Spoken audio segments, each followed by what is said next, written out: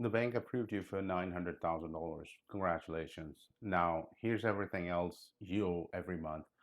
Because the mortgage, that's just the starting line.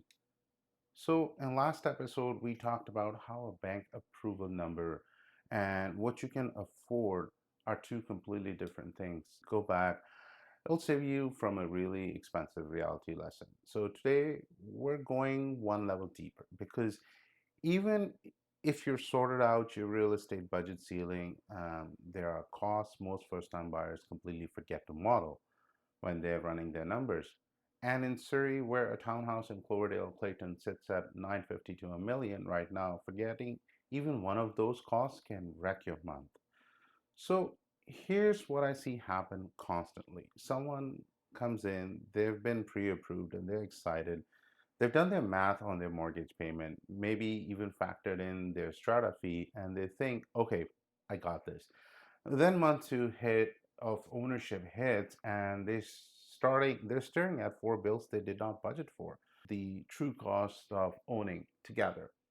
We'll use a real example, a $950,000 townhouse in Fleetwood or Sullivan Heights. Now, a quick note before we run the math. A lot of people assume that we can put 5% down on any home in Canada.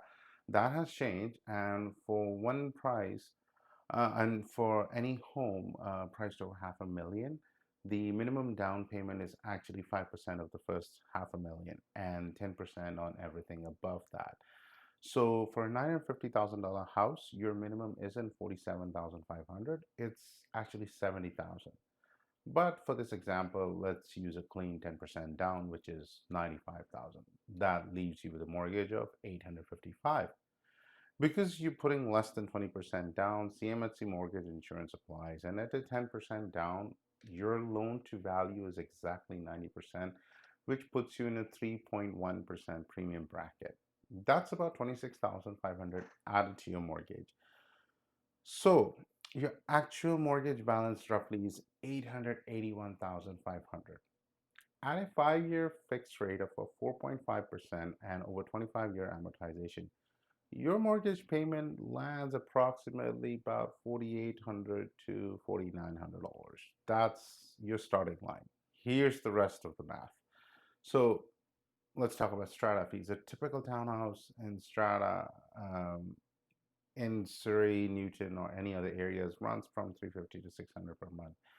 Now, again, these numbers can really vary because if the building's older, the strata will be higher. If it's new build, then it might be lower. Depends on the amenities in the complex, but eventually they'll climb. So I'll kind of take the middle ground, which is like 450 bucks a month.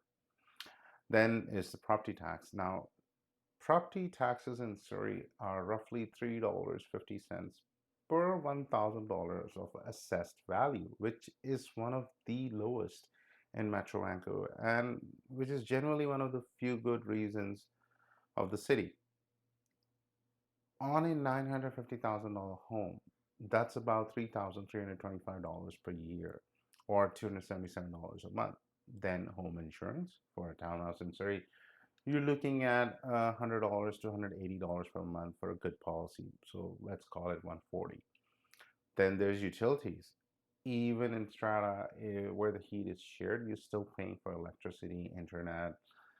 Usually you own gas or hydro. Realistically, I'd say 150 to 200 per month, depending on the occupants and the use case as well. So let's call it 200. Then there's the maintenance reserve, the one that everyone skips, and I'm no different. And I call this the invisible bill. The general rule is to kind of set aside 1% of your home value per year for maintenance and repairs. So, which is if your house is worth $950,000, you're looking at 9,500 per year, about 750 per month. But if you buy a new house and you say, well, I don't need that much. And this is what I tell every first time buyer who sits down with me. Is like, yes, new builds have warranty protections, yes, but appliances break, finishing work needs touching up, things happen. And even if you cut this in half for a new home, you should still be setting aside, you know, somewhat of $400 every month somewhere. So You may ask, what's the real number? So let's add everything up now. A mortgage payment of 4,480, strata of 450, property tax of 277, home insurance 140, utility 200, maintenance rose 400, and your grand total is $6,347 a month. Not 4,880, 6,347. That's the honest number. And I haven't even touched parking, moving costs, or that IKEA run that somehow costs you $2,400. So the point of all of this is that this isn't meant to scare you out of buying. It's meant to make sure you buy right.